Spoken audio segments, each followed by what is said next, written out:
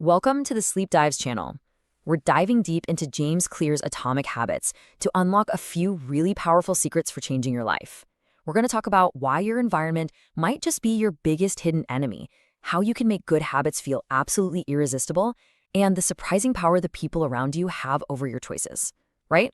Let's get into it. So let's start with a big, kind of provocative question. Is self-control a myth? I mean, we're always told that breaking bad habits is just about having enough willpower, right? You just have to grit your teeth and push through. But what if that's not the whole story? What if the real secret to self-control has almost nothing to do with control at all? To get to the bottom of this, we've got to look at a really fascinating and frankly unexpected case study that came out of the Vietnam War. This story completely flipped what researchers thought they knew about addiction, about willpower, and the very nature of our bad habits. Okay, so get this. During the Vietnam War, a shocking 20% of US soldiers there became addicted to heroin. I mean, this was a huge crisis. You can imagine officials back home were terrified, thinking hundreds of thousands of addicts would be returning to the States.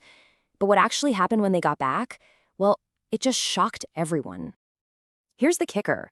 Researchers found that when the soldiers came home, nearly 9 out of 10 of them quit their addiction almost overnight. This just flew in the face of everything people believed, that heroin addiction was this permanent, lifelong battle. So what on earth was their secret? And here's the thing, the crucial point. It wasn't about them having some kind of superhuman willpower. No. The key was a radical change in their environment. See, in Vietnam, they were surrounded by constant triggers for the habit. But back home, all those cues were gone. The people they did drugs with, the intense stress of war, how easy it was to get it, all of that just vanished. They didn't overcome the temptation. The temptation was literally removed from their world. This whole phenomenon has a name. It's called cue-induced wanting.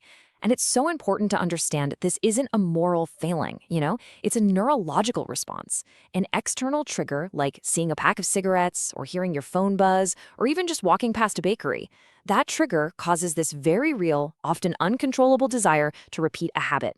You might resist once or twice, sure, but your brain is hardwired to respond to these cues, and that's why it always feels like such an uphill battle. Okay, so if the environment is the problem, then redesigning your world has to be the solution, right? And this brings us to the inverse of the first law of behavior change. Instead of making good habits obvious, you make your bad habits invisible. The goal isn't to fight the cue, it's to eliminate it completely before it even has a chance. And this, right here, is the secret weapon. The people we look at and think are incredibly disciplined, they aren't constantly fighting off urges. Nope. They are just better at structuring their lives so they don't have to face tempting situations in the first place. They don't walk through the bakery if they're trying to eat healthy. They don't keep junk food in the house. They literally architect an environment for success. So what do you actually do? Well, the steps are pretty straightforward. First, you've got to name the habit you want to break. Second, take a hard look at your environment and ask yourself, what cues are kicking this off? And finally, you make those triggers invisible. If you waste too much time on your phone, get those distracting apps off your home screen. If you eat too much junk food, just stop buying it. Make it disappear. The easiest way to break a bad habit is to simply remove its starting block. Okay, so removing negative cues is a game changer for breaking bad habits. But what about building good ones? For that, we need a totally different approach. This is where the second law of behavior change comes in. Make it attractive. We have to figure out how to design our desired habits to be genuinely appealing, even irresistible. And the key to making things attractive lies in our brain chemistry, specifically with dopamine. For years, we thought dopamine was just the pleasure chemical, but it turns out it's much more about motivation. The dopamine spike that actually drives you to act, it happens in anticipation of a reward. It's the craving that gets you off the couch. And that craving can often be way more powerful than the pleasure you get from the reward itself. So how do we engineer that craving for the good habits we want to build? Well, one really powerful strategy is called temptation bundling. It's so simple. You just link an action you want to do with an action you need to do. The psychology behind it is basic. A more likely behavior, like, say, watching Netflix, will reinforce a less likely behavior, like exercising. Here's how the formula works in real life. Let's say, after I get home from work, I will exercise for 15 minutes. That's part one. Then part two, After I exercise for 15 minutes, I will watch my favorite show. See what happens? The promise of getting to do what you want makes the habit you need to do way more attractive. You actually start to look forward to it because it becomes the gateway to your reward. All right, but it's not just our physical environment or our brain chemistry that shapes us. There is this third, incredibly powerful force at play, our tribe.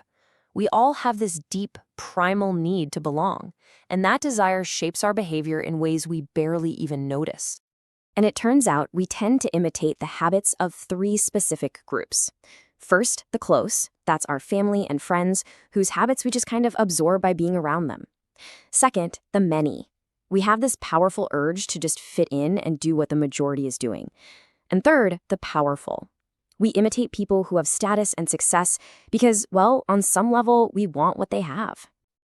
So the takeaway here is huge and really simple. If you want to make a habit more attractive, go join a group where that habit is already the norm. You want to get fit? Join a gym where everyone is already active and into it. When you're surrounded by people doing the thing you want to do, that behavior suddenly seems normal, it seems achievable, and it seems a whole lot more attractive.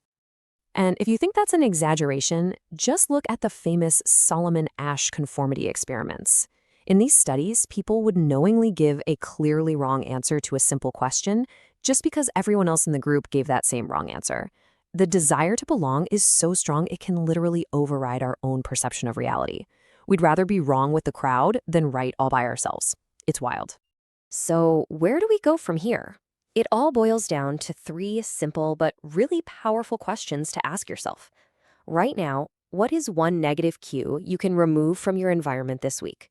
What is one habit you can bundle with something you already love doing? And what is one group you can join where your desired behavior is just normal? Answering these questions for yourself, that's the first real step to redesigning your habits for good.